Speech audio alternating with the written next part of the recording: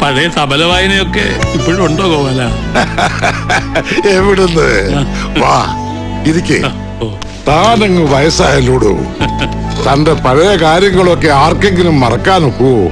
പാപ്പച്ചൻ മുതലാളുടെ മകള് മേരിക്കുട്ടിയെ കൊണ്ട് ഒളിച്ചോടിപ്പോയി രജിസ്റ്റർ ചെയ്ത് ഞെട്ടിപ്പിച്ച ആളല്ലേ താൻ?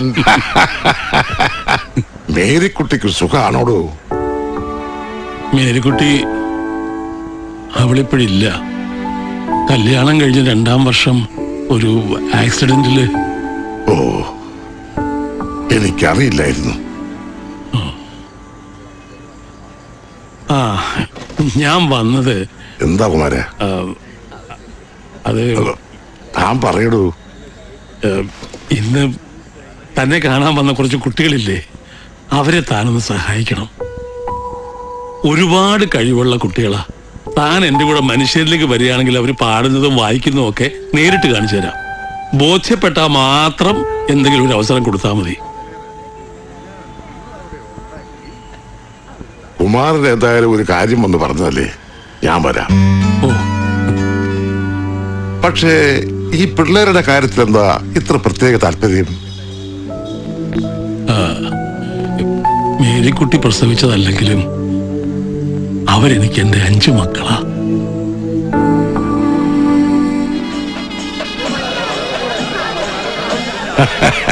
സന്തോഷന്റെ പെങ്ങളാണല്ലേ? നിന്റെ ചേട്ടനാള് മിടുക്കനാ. നിങ്ങളൊരു കാര്യം ചെയ്യും, സ്റ്റേജിന്റെ പുറകിലേക്ക് വെക്കൂ. ഞാൻ ഈ കുട്ടിയെ മുന്നിൽ ഇരുത്തിട്ട് വരാം. ശരി. പ്രകാശ, ഞാനൊന്ന് ആർട്സ് ക്ലബിൽ വന്ന് കണ്ട റിഹേഴ്സലിലേക്കായാലും ഗംഭീരമാക്കണം. സ്റ്റേജില് ആളുകൾ ഞെട്ടണം കേട്ടോ.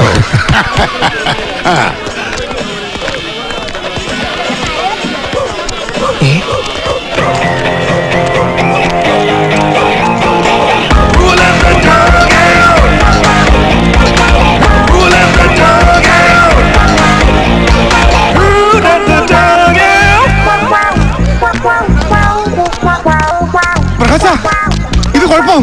നിനക്ക് അമ്മ ഓർമ്മയുണ്ടല്ലോ, നാണം കെടുത്തിട്ട് നമ്മുടെ ഓടിച്ചത്. അതുകൊണ്ട് ഒറ്റടി ശരി. ഞാൻ എത്ര കഷ്ടപ്പെട്ട ഈ പരിപാടി നമുക്ക് കിട്ടിയെന്ന് എനിക്കറിയാലോ. എന്നിട്ടിപ്പം മുന്നാൻ പറയാ. പ്രകാശ്, ഞാൻ പറയുന്നത് കേക്ക്. കേസത്തിന് താവളമാണ് ഇത്. എല്ല് പോലും ബാക്കി കിട്ടൂല. അങ്ങനെ പേടിച്ചോടാനൊന്നും എന്നെ കിട്ടൂല. പരിപാടി ചെയ്യാന്ന് ഗോപാലായിട്ട് നമ്മൾ വാക്ക് കൊടുത്താ.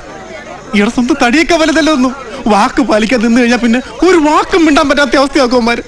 ഈ ആഴ്ചത്തെ മനോരമയിലുണ്ടായിരുന്നു, മൂലത്തിന് മാനഹാനിയും ശരീരക്ഷതവും സംഭവിക്കും. എന്റെ നക്ഷത്രാടാ. ശരി പ്രകാശ, നീ പറയുന്ന പോലെ വാക്ക് പാലിക്കാൻ നമ്മളോട് നിന്നു എന്ന് വിചാരിക്കുക. പ്രോഗ്രാം എന്തായാലും അമ്മമാര് കൊളാക്കും. പിന്നെ ഗോപാലേട്ടൻ നമുക്ക് പൈസ തരുന്ന നിനക്ക് തോന്നുന്നുണ്ടോ? പറ, നിനക്ക് തോന്നുന്നുണ്ടോ? എന്തൊരു കഷ്ടമാത്. പ്രവീണേ, ഒന്നിങ്ങോട്ട് വാ. നമ്മളിപ്പോ എന്താ ചെയ്യാ? പേടിച്ചോടാൻ എനിക്കും താല്പര്യമില്ല.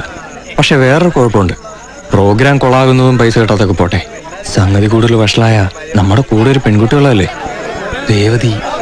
അയ്യോ, അവള് മുന്നിലിരിക്കല്ലേ? അതെ, പ്രശ്നം പറ്റിയ പിന്നെ നമുക്കൊന്നും ചെയ്യാൻ പറ്റില്ല.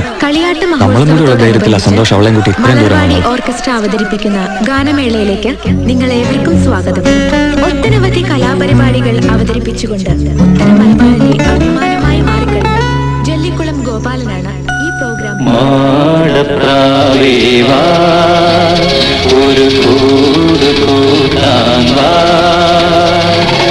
ഈ വസന്തകാലം കൈനീട്ടി കൈനീട്ടി വരവേറ്റയായി നീ വാ മാടപ്രാവേ വാ. സന്തോഷേ, അപ്പൊ രേവതിയുടെ കാര്യം നമുക്ക് അങ്ങനെ ചെയ്യാം. പുരുഷു പുരുഷു എന്താ വേഗം ഇറങ്ങാം.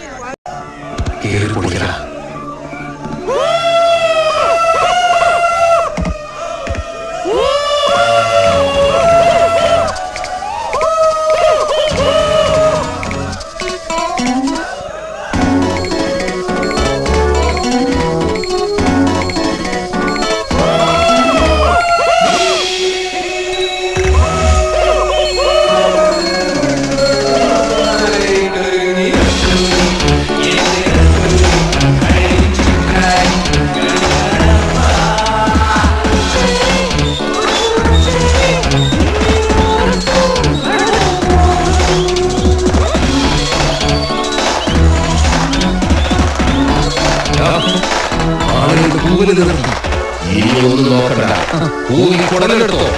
ഞാൻ പറയുന്ന കല്ലിനെടുത്ത് പറഞ്ഞാൽ മതി.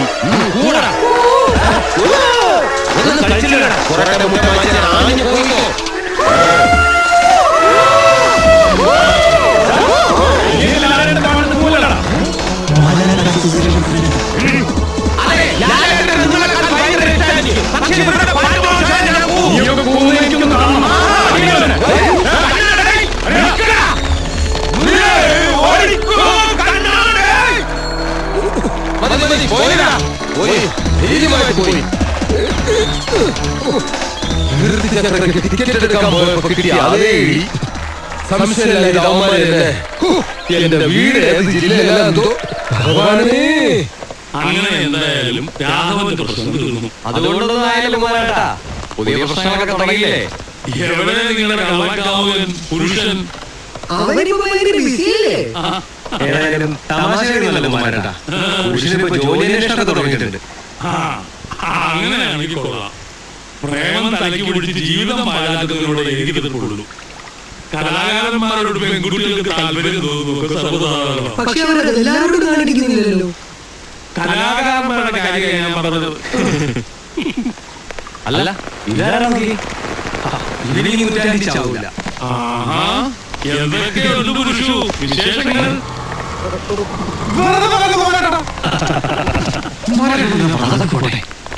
എവിടെയായിരുന്നു?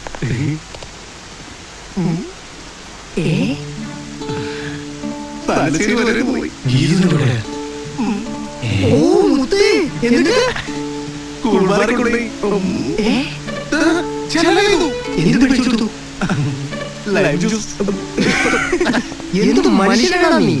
പിന്നെ ഞാൻ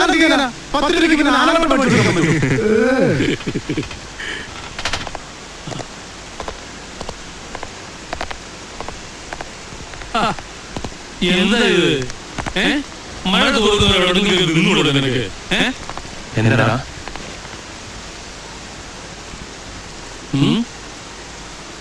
എന്താ നിന്റെ മുഖമല്ലായിരിക്കുന്നേ? മോനെ നീ കാര്യം പറ. ഇന്ന് അച്ഛൻ കേസിന്റെ വിധിയായിരുന്നു. കേസ് തോറ്റു. വീട്ടിലാകപ്പാടെ ഒരു വല്ലാത്ത അവസ്ഥയാ. പലരുടെ അടുത്തു നിന്നും കടം വാങ്ങിച്ച കാശ് തന്നെ ഒരുപാടുണ്ട്. അതിന് പുറമെ ബാങ്കുകളും. അതെല്ലാം പെട്ടെന്ന് തിരിച്ചടിച്ചില്ലെങ്കിൽ വീട് പറമ്പ് ജയിച്ചു ചെയ്തേ.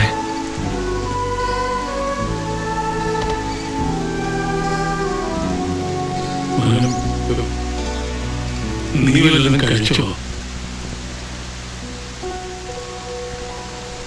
ഞാൻ കഴിക്കാൻ എടുത്തിട്ട് വരാം. പ്രകാശ, നമുക്ക് കുറച്ച് പ്രോഗ്രാംസ് ഇടാൻ എന്തെങ്കിലും വഴിയുണ്ടോ? ശ്രമിച്ചു നോക്കാം. നമ്മളെ ഈ ചുറ്റുവട്ട ആൾക്കാരെ അറിയൂ. എന്റെ അമ്മയും അനിയത്തിയും തെരുവിൽ കിടന്നത് കാണാൻ വയ്യട. എന്തെങ്കിലും ചെയ്യണം എനിക്ക്. സന്തോഷേ, നമ്മുടെ ഇടയിലൊരു പ്രശ്നം വന്ന അത് നമ്മുടെ എല്ലാവരുടെയും പ്രശ്നം. നിന്നെ ഒറ്റയ്ക്ക് വിട്ടിട്ട് കാഴ്ച കണ്ടിട്ടില്ല ഞങ്ങളാരും. ചെയ്യാൻ പറ്റുന്ന എന്താണെങ്കിൽ നമ്മൾ ചെയ്തിരിക്കും. നീ ദൈവം വയ്ക്കുക.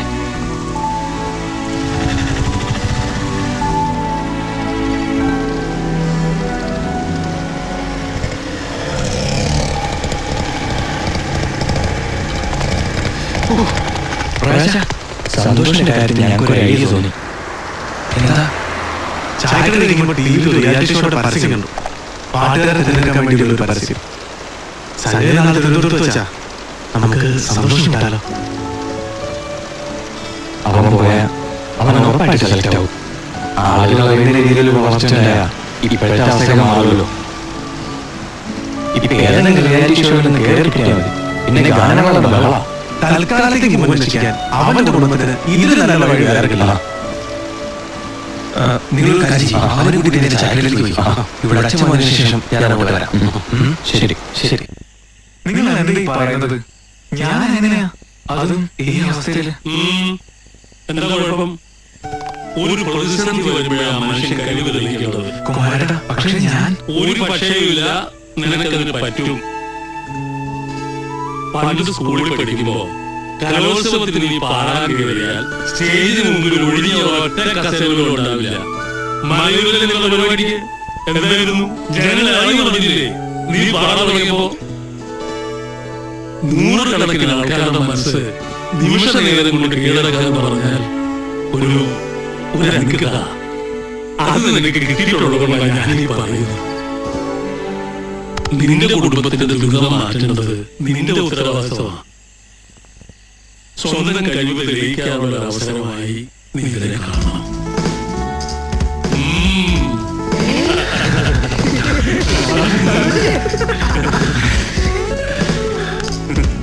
പക്ഷേ നാളെ രാവിലെ 9 മണിക്കല്ലേ ഓഡിഷൻ? ഈ സമയത്താണ് ട്രെയിൻ ഉണ്ടാവില്ല. എന്ത് ചെയ്യും?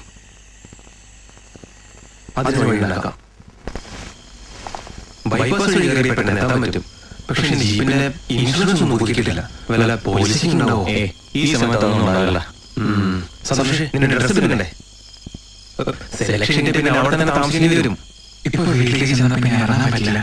ഈ അവസ്ഥയിൽ എന്ത് പറഞ്ഞാലും ആർക്കും മനസ്സിലാവുകയില്ല. നീ വീട്ടിൽ ചെന്ന് നീല ഡ്രസ് എടുത്തോളൂ. ഡീസല് പ്രവീണനെ നിന്നില്ല അതെന്താ കുട്ടു?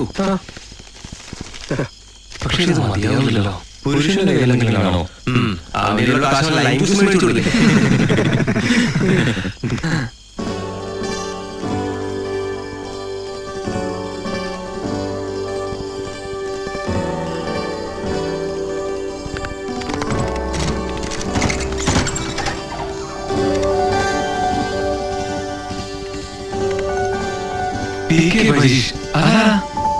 അതിന്റെ SSLC ബുക്കിലെ പേരാ.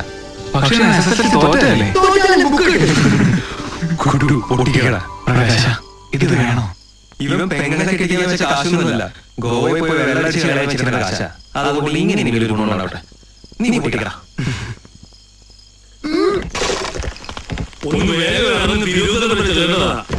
പിന്നെ വീട്ടിൽ അമ്മയെ വിളിച്ചത് പറഞ്ഞേക്ക്. നിന്നെ കാണാതാവുമ്പോ അവർ വിഷമിക്കും. കുഴപ്പമില്ലല്ലോ മനേട്ടാ, ഞാൻ രവതി വിളിച്ച് പറഞ്ഞിട്ടുണ്ട്. വീട്ടിലെ കാര്യം അവൾ നോക്കിക്കോളും. പിന്നെ കൈമൂടി ജംഗ്ഷനിലെത്തുമ്പോ അവിടെ ഒരു ബേക്കറി ഉണ്ട്. അവിടെ അടച്ചിട്ടുണ്ടാവില്ല. അവിടെ നല്ല ബിസ്ക്കറ്റ് ഒക്കെ കിട്ടും. വേറെ തണുത്തൊന്നും മേടിച്ച് കഴിക്കണ്ട. അതിന് മാത്രമുള്ള പൈസ ഇല്ല. വേണം. ഭാവിയിൽ എനിക്ക് ഗുണം ചെയ്യൂടാ. എന്താ സംശയം? പ്രശസ്തരായ ആളുകളെ പറ്റി അവരുടെ സുഹൃത്തുക്കളും ബന്ധുക്കളും സ്ഥിരമായിട്ട് പറയുന്ന ചില കഥകളുണ്ട്. എന്റെ 100 രൂപ വാങ്ങിച്ചിട്ട് അവൻ മദ്രാസിക്ക് പോയത്, എന്റെ ഭാര്യയുടെ മാല പടയിപ്പിച്ചിട്ട് അവനെ ബോംബെക്ക് അയച്ചത്. അതുപോലെ കുമാരേട്ടനും പറയാനല്ലോ.